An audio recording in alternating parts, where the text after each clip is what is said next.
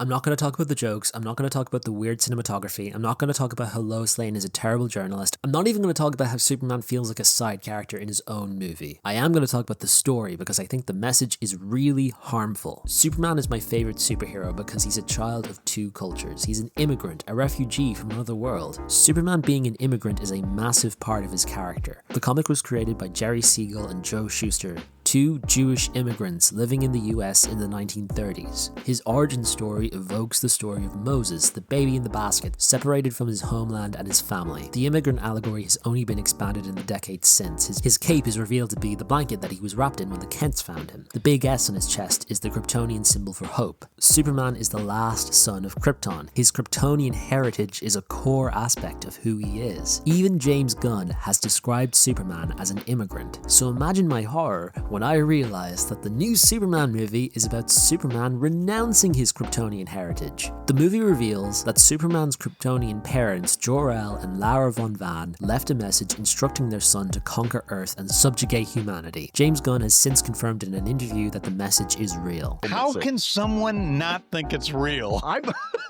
And I know this isn't the first time that a Superman story has explored this idea, but this is the first time a Superman movie has explored this idea. And frankly, I don't want to see it explored anymore. Superman's story in this movie is about him learning that he is not defined by his heritage, but by his choices. And in isolation, sure, that's a fine enough message. The problem is that this is Superman.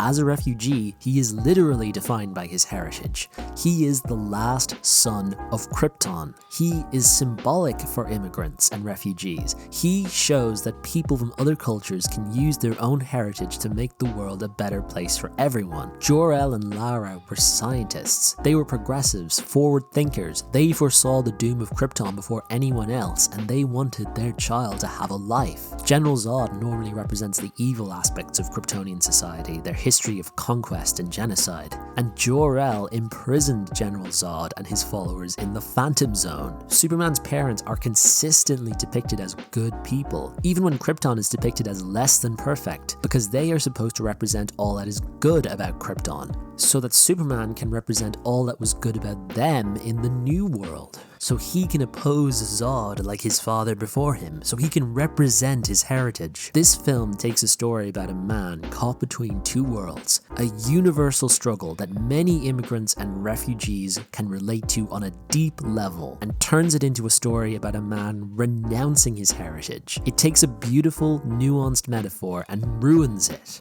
because James Gunn can't imagine what it's like to be an immigrant. He can't imagine an inner conflict in a superhero protagonist that isn't about them rejecting their evil biological family and embracing their true adopted family. And if he can, he's yet to write one. Doing this for Star-Lord is fine. Doing this for Rocket Raccoon is fine. Doing this for Peacemaker is fine. Doing this for Superman makes for a worse story. It's boring, it's oversimplified, and it's problematic. What kind of message is this supposed to be for immigrants? For those who have related to Superman's struggle as a refugee on a personal level? We live in a world where immigrants are demonized for being proud of their heritage, where they are blamed for not renouncing who they are and where they come from, where they are told to abandon their culture in order to be accepted by their new society. Whether the filmmakers intended it or not, this film is essentially saying the exact same thing. This is a hateful message, whether they realized it or not.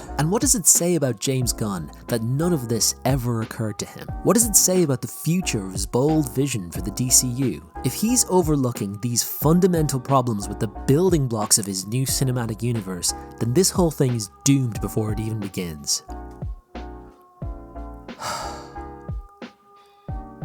I like the dog though.